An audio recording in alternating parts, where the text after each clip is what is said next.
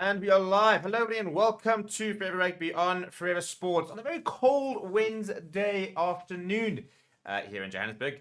And it's been a very cold week, actually, as he's suffering with the cold front, which has not been particularly fun.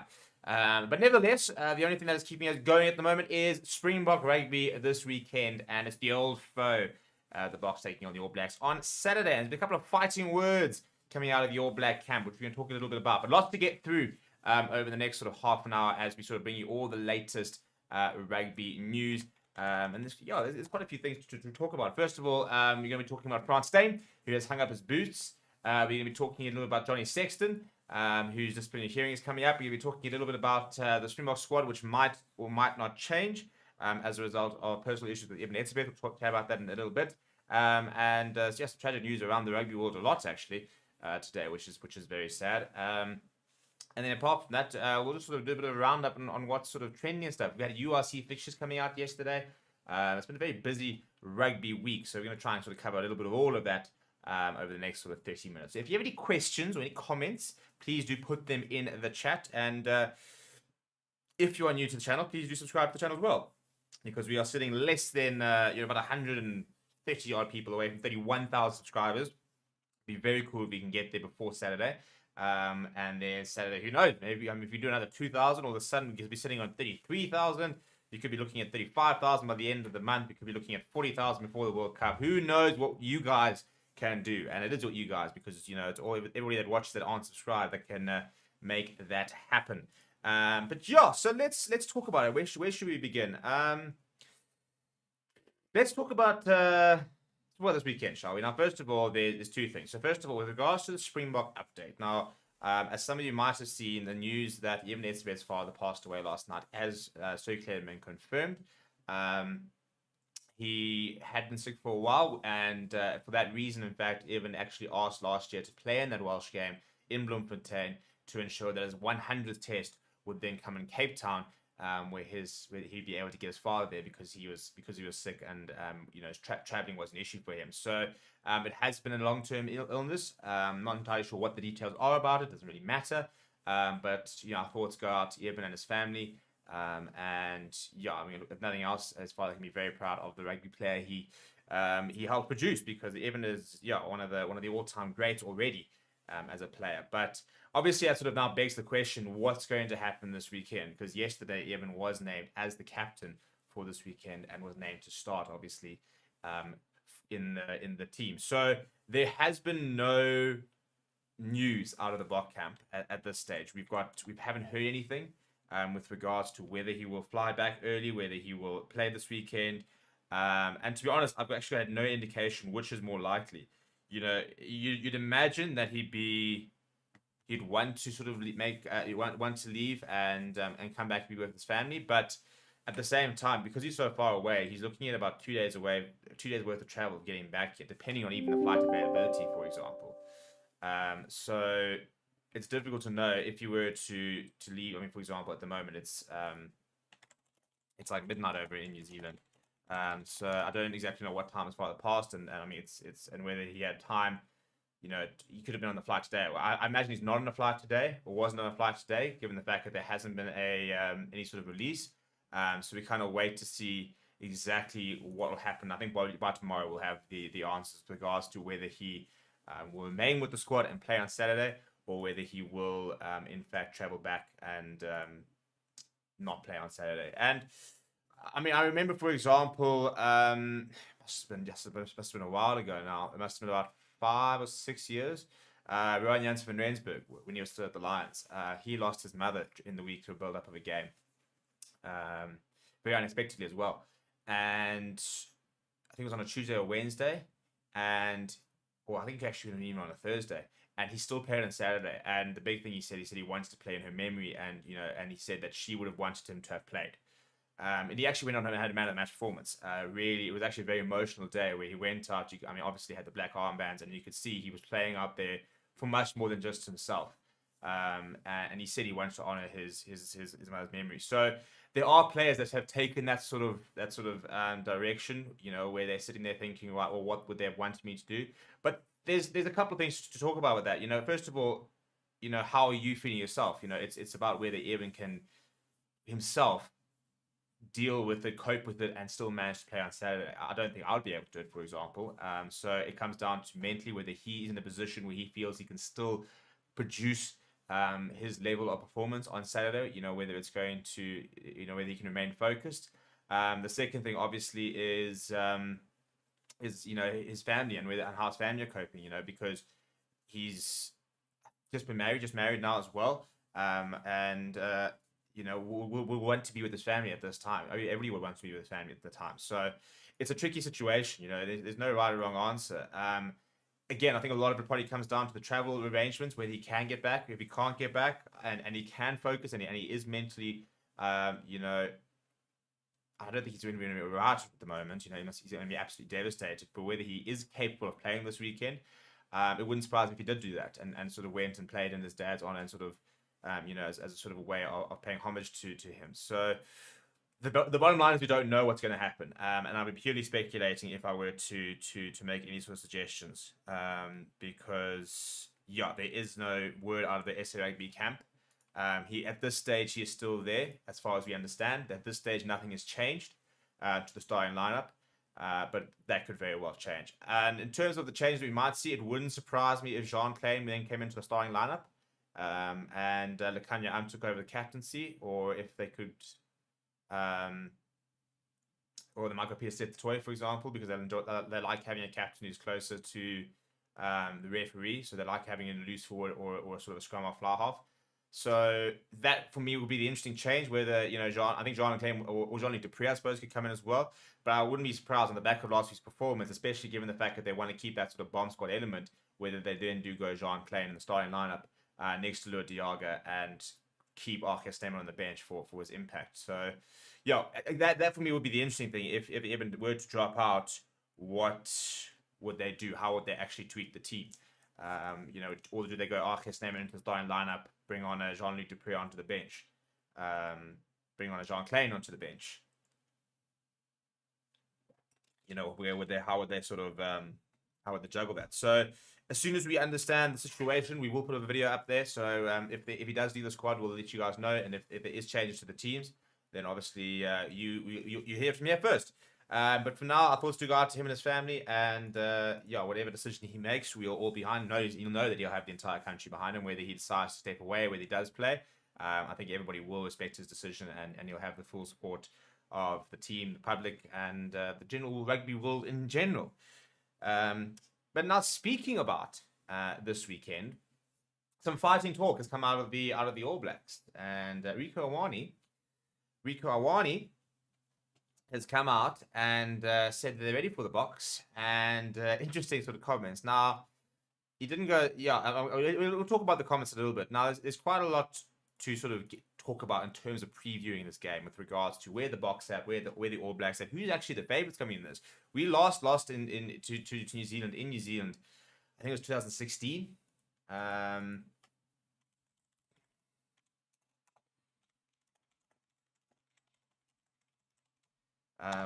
think it was.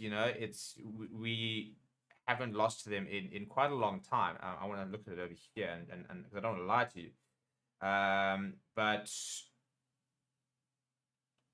the last time we lost to New Zealand, it was 2017. I apologize, 2017.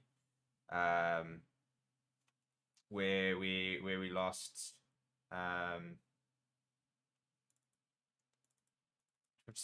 Was that 57-0? A year later, we went to Wellington and we beat them 36 points to 34. And then obviously in the World Cup year, we drew 16-16. And we haven't played them in New Zealand since. We played them in Queensland in 2021, where we lost by 2 points. We played them in Queensland again, where we beat them by 2 points. Last year, we played them both in South Africa. So we actually haven't lost to the All Blacks in New Zealand in 6 years. So it's interesting in that regard, where Fortress sort of New Zealand, and also they're playing in Auckland, but they're not playing at Eden Park. So they're not playing at sort of the Fortress where they would, because that is being used for the Football World Cup. So it's actually taking place at a whole different stadium. So there's no sort of real. I don't think we've actually ever played there. I'm trying to sort of see it here. I don't think so. I can't see where we've played at the stadium before. So there's no previous sort of information with regards to how we fare at this particular stadium, for example. And as I said, we haven't actually lost New Zealand in New Zealand since back in 2017. So we're on a bit of a run at the moment, and hopefully we can continue it this weekend. Now the question is, what are some of the outside factors, I suppose, that could influence this? That could influence this result. Now, first of all, All Blacks, obviously the majority of the All Black squad were in Argentina and had to travel late.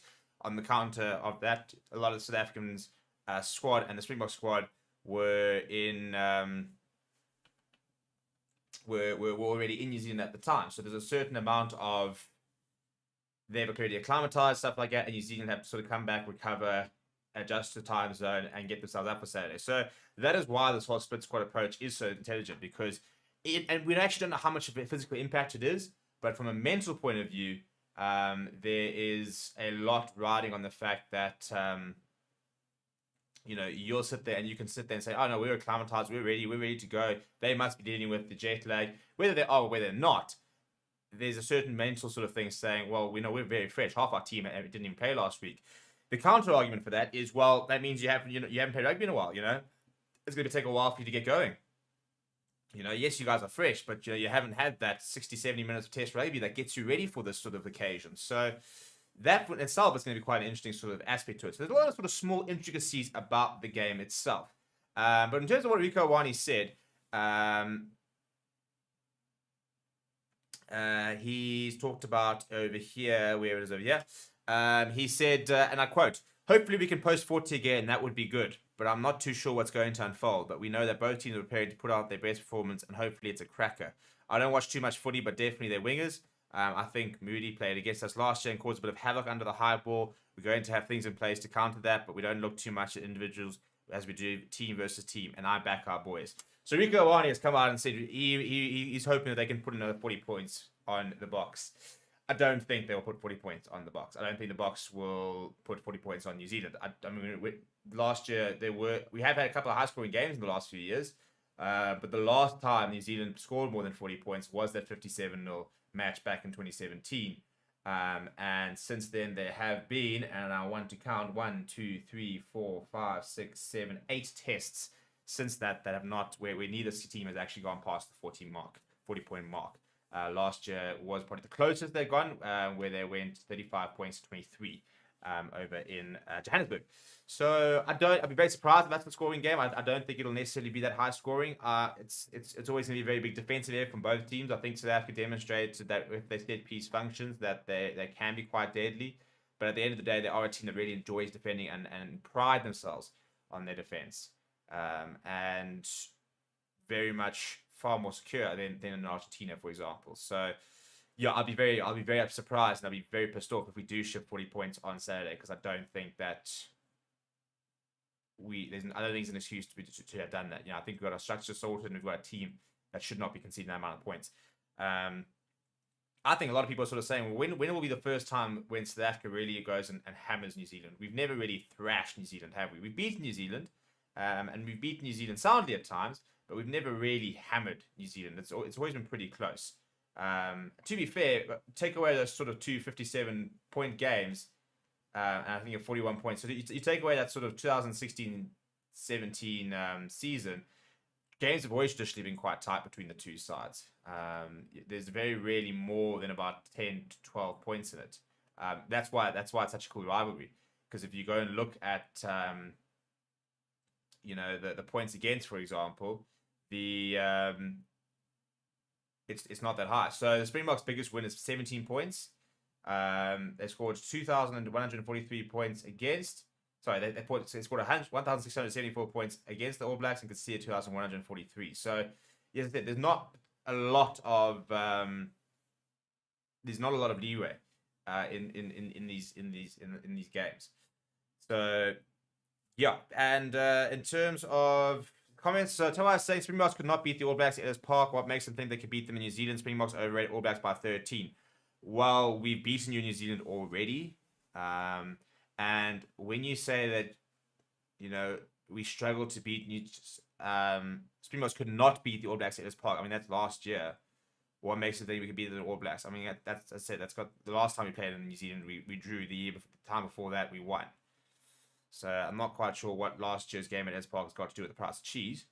But anyway, Shifty Lad says, looking in from Ireland, what do you think of the World Cup draw? Very lopsided, stupidity to do draw 4 years ago. Basically, 100%. We said that quite a lot. For me, they should be doing the draw after the Alternation Series at the very least 2 years ago.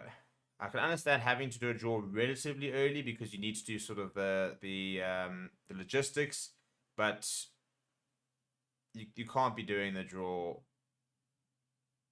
In fact, I think you should be doing the draw about a year out, to be honest.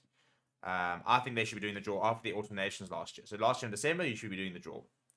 The problem is the tickets were already on sale. So maybe 2 years. Maybe 2 years ago, they should be doing the draw. Or yeah, actually I think that'll be fine. So 2023, 2021 at the end of the year, after the alternation series, you take those rankings, you pull them, you do the draw. 2 years out, fine, fair enough. Because I understand there's obviously a lot of logistics with regards to who's going to be based where the venue's going to take, how, and how it's all going to unfold. So there is a lot to do. So I can understand that it does have to be done. You can't just do it like, the year before. But yeah, we do need to look at that because the way it sort of ended up is a little bit childish. Adam says, we haven't the All Blacks at Ellis Park 2004. I was there a while ago. Well, let's go back and check that. 2004. Yeah, 40 points, 26. I know that's actually the one I mentioned. Good memory. Well, I'm glad you were there for that. Yeah, it was 16 points. The biggest win apparently is 17 points. I cannot immediately see it in this list. I don't know how far back we have to go. Surely not that far. Last year was a 16-point win against in Mbombela. 2009 apparently. Let's go and see. 2009. No, 2009 was 28 points to 19, 31 points to 19. When was this game? I don't know. We'll find it somewhere. It must be somewhere around there.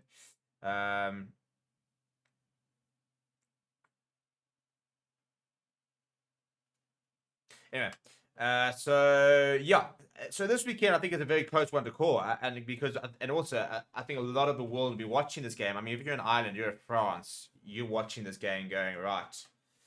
What can we expect from these two teams? Because if there's any sort of if you're ever going to get a lot of information out of a game, this would be it.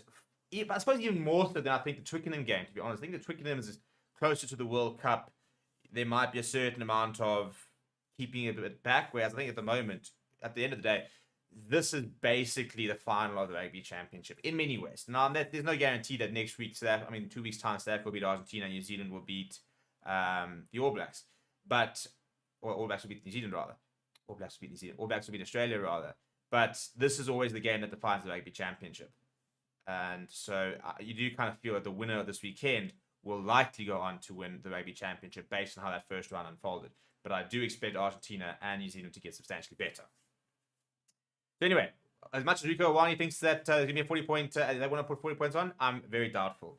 In terms of some other news, as we move away from that, Johnny Sexton's hearing is tomorrow. Dun, dun, dun. So we will find out exactly what happens with Johnny Sexton tomorrow. I'm trying to see exactly if there's anything in terms of when there's no sort of timeline when we'll notice any sort of action. But in theory, they're usually quite quick. So it could be a case of, we could actually know probably within the next week what the situation will be around him. So we're a bit of sweaty Irish fans who'll be watching or will be looking at that with bated breath to find out exactly what's going to happen to him and whether he is going to get banned. I'll be interested. I think there has to be some sort of action. And what's interesting is the fact that,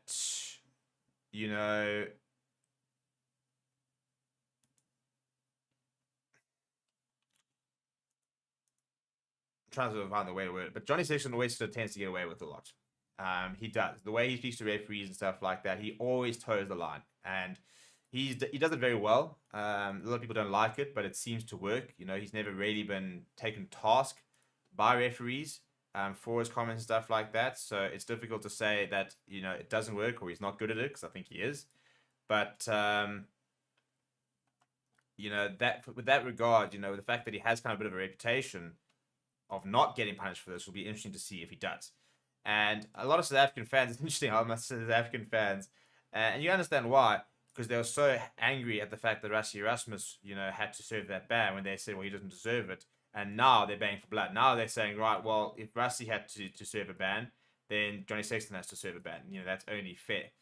And, it's difficult to sort of know what is fair, what isn't fair, but you do kind of feel that if World Rugby are going to take this sort of hardline approach and say, right, no, we're going to really back our referees. Personally, I think if World Rugby were to just clear up a lot of the laws and take a bit more ownership with regard to how the law should be implemented and give more support to the referees with regards to more specifics and being a bit more clear about the laws, I think that is the best way to really support the referees, because then there will be less abuse, or at least there'll be less ambiguity. And that's the problem at the moment, is the interpretation is there's far too much interpretation. And as a result, referees are getting hammered for a lot of decision making, where all they're doing is implementing a bit of a law book which has got quite a lot of ambiguity. And if they fix that, for example, then I think things would get a lot easier for referees, and World Rugby wouldn't have to be worried too much about the referee abuse. There's always going to be referee abuse. I don't think that's ever going to change at the end of the day. People are always going to look for a scapegoat that always kind of comes up to be the referee. But be clear on the laws, create laws that we can all get behind and understand. Then I think it becomes a lot easier to, first of all, hold the referees to account, because you can sit there saying, well, the law is very clear. Why aren't you doing it like this? Because at the moment, teams are going, well, why didn't you do this? But this guy does that. And they're going, well, that's my interpretation. And people are saying, well, that's unfair. And they actually got legitimate grievances. And then World Rugby say, no, but you can't back our referees. But at the same time, in the performance review, they might be saying, but you should be doing this. And the referees are kind of just in the middle going, well, it's all very well for you guys to try and stand up for us in the public, but you're not helping us with regards to making our job easier and making it better for us to be able to officiate. And that's the problem. So, yeah, let's go to some of the comments. Really saying that our bench will blow them away. Gone are the days of the All Blacks keeping it up a gear come 60th minute. Christopher saying, where's the new jersey? It's out there. We played with it on Saturday. I've got the supporters jersey. Frank says, outdoors, you guys drew with England last year, whereas we beat 27-13. That means we're winning by 14 points. See how that doesn't make sense. 100%. I say I don't think last year's game's got any due to that. Johnny deserves a penalty kicks, Liam. Yeah, and the All Blacks couldn't even beat Argentina at Christchurch. David said, Ronnie O'Gara was banned twice in the span of a year last year for abusing referees. Hardly any outrage over that. You make a very good point. I'm going to talk about Braunstein right now. And Elias saying that they should let Yemen go home. Obviously, family is more important than any game of rugby. Look, it'll be his decision at the end of the day. That's one thing we can guarantee when it comes to this Bok management. It will be his decision. If he feels he needs to go, they'll send him home, no issue. There will be absolutely zero expectation of him to play. There will also be no one's going to be sitting there saying, oh, but we think you should play. They'll be sitting there saying, right, what do you need? And I think they will give him the full support. And I don't know if we actually have. It'll be interesting, because I know that in lots of teams they actually are traveling, it's like therapists, but psychologists, stuff like that. I do a lot of sort of sports psychology, so it'll be interesting to see if there is somebody over there. But I'm sure there'll be a very good support system around that will be talking to him and finding out what the best thing is for him. And if they need to put him on a plane and send him home, they'll put him on a plane and send him home. And there'll be no expectation. He could come back against Argentina. He could come back in August. He's that important to the team that, again, same as to the Jaden Hendricks, his father also started, and they said, right, off you go. Go and be with your family. We'll be here when you get back. I do think Jaden Hendricks is a bit different, because I think that, he's now going to have few opportunities to make that squad. Evan Esabet's going to France and he starts every game as much as he can. That's just a fact. So whether he needs to take 3 weeks, he can take 3 weeks. And then I think they will give him all of the support he needs. France Steyn, everybody. What a player. What an absolute legend. And he's gone from the game. Still alive, sorry. He doesn't want to sort of play it like that. But he's retired. He's gone. There's no more France Steyn in World Rugby. And that is a very sad moment, isn't it? For me, one of the most naturally talented players to ever don a Springbok jersey. To ever hold a rugby ball, to be honest. And you look at his record, and it is absolutely insane. First of all, the youngest player, I think, ever to win the World Cup. He's had the longest Springbok career ever with regards to the days and years, well, the years and months and days between his first test and his last test. And then you go look at his record. This is just his test record, and he played 78 tests, 165 points, scoring 11 tries. Domestically, he won the Challenge Cup and 2 Currie Cups, and then in the Test arena, he won 2 Rugby Championships, 2 World Cups, and 2 British Irish Lions series. Was the British Irish Lions series winner. He's the youngest player to win a Rugby World Cup, and the 21st player to win 2 Rugby World Cups, and only the second South Africa to win 2 Rugby World Cups. Should we have a look at his statement, shall we, and see what he had to say about his retirement? Here it is. I'm going to give it smaller. He says, and I quote, "It's been a tough few months to come into terms with saying goodbye to the game that has been my entire life. In answer to many questions I have faced since sustaining a knee injury early this year, I'm hereby announcing my retirement from professional rugby. To be honest, this is not how I envisioned the journey ending. Every player wants to end on their own terms. But I'm fortunate to have played this game for so long and incredibly grateful for the journey I have had. I've given it my everything and I have no regrets.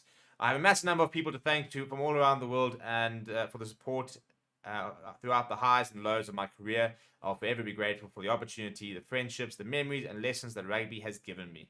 I look forward to the next chapter and the opportunity to give back to the game that has given me everything. Thank you for all of the support. It has been a massive honor, Frans Steyn." The exciting thing for me in reading that is, to give back to the game that's given me everything. I really, really, really hope he does go into coaching. I think he's someone that understands the game very well, reads the game very well, and he was unbelievably naturally talented. But yeah, I think as a kicking coach, for example, I think he has a lot of value, and I'd be interested to see what kind of sort of a coach he makes. Everybody talks about him as a very good mentor. For example, like Billy LaRue is going to be a brilliant attack coach one day. We just know that, don't we? So I'd be very interested to see what his next step is and where he will be taking it. Whether he's going to go down the coaching route or maybe might not, and whether he'll take a bit of time before going down the coaching route or whether he'll go sort of directly into it. We wait and see. But yeah, one of the best players to ever play the game, Frans Steyn. And yeah, he's gone. I think we kind of knew it, to be honest. At the end of the day, he wasn't playing a lot of rugby at the Cheetahs this season. We got that knee injury, and as soon as it was basically said, "You're not going to make the Rugby Championship," we knew he probably wasn't going to make the World Cup. And yeah, I think, to be honest, maybe I wouldn't say a blessing in disguise. I think he would have added a lot of value to the World Cup squad from a personality point of view, and leadership point of view. I don't think he would have made the 23. How would he? You've got David Willemse has to be in that 23, for example. Billy LaRue at this stage, we can't not start a fullback. So David Willemse will probably be in the 23 jersey in the Frans Steyn role of last World Cup. Yes, it would have been fantastic to have Frans Steyn in the squad to have mentored him and showed him exactly the ropes, but I don't think he makes our strongest 23 anymore. So we lose a lot out of it. We lose a lot of experience, we lose a lot of leadership, we lose a lot of class. But maybe it's a good thing that he doesn't go to the World Cup and we don't see him play, or if we do see him play, he's not at his best, and that's how I remember him. It's annoying. It's frustrating for him, because I think, as I said, he would have liked to go out on his own terms. Whether that could have even been playing a test in the Rugby Championship and playing down in the Shark Tank where it all started for him, and saying, well, we wouldn't have had one. But even like in Joburg, for example, in 2 weeks' time, and saying, right, that's my test career done, chaps. Thank you very much for the memories, but I'm hanging up the boots. It would have been nice for him to have played that last test and then, as he said, go out on his own terms. But unfortunately, it's not always the way the cookie crumbles. For example, Adam Jones doesn't even get a farewell test. Really, he retired after the season was done and will not be going to the World Cup. That's one of the greatest players ever, the most capped player ever. He didn't get a farewell, for example, so it doesn't always go according to plan. Ivan says, sad to see his career end, but what a beautiful career it was. Werner says, I really hope he does go into coaching. Personally, I think he'll make a great coach. We'll have to wait and see what happens. The Riddler saying, it would have been nice for him to play in this World Cup, but I suppose there was a reason for everything, and in this case, it is a good one. Martin says, I think he would have played the Bob role in the squad in 2007, slightly less game time in the mentor role, was surely Bob's main role. Yeah, I think it's a bit like Scout Brits in the last World Cup, that whole role that we've also talked about quite a lot. So yeah, I think he probably would have done something similar to that. But yeah, People, that brings us to the end of the show. Thank you very much for watching. Please do subscribe to the channel if you're new. As I said, we are trying to sort of work our way up towards that 31,000 subscriber mark, on the way to 35,000. Ideally, it would be amazing if we can get to 40,000 before the World Cup. And hopefully we're going to have a World Cup announcement. I keep teasing it, but hopefully we will have a World Cup announcement, by the way, in the next week or two with regards to what our coverage is going to look like. It is just under 60 days to the World Cup. So, yeah, hopefully very soon we will be announcing our World Cup coverage and what we've got planned.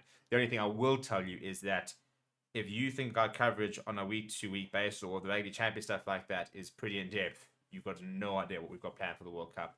It is going to be one of the single biggest YouTube campaigns for Rugby World Cup ever, if not the biggest, to be honest. I personally think we might even have a bigger campaign plan than some of the actual big broadcasters. The amount of content we're going to be pushing out is going to be ridiculous. I've literally,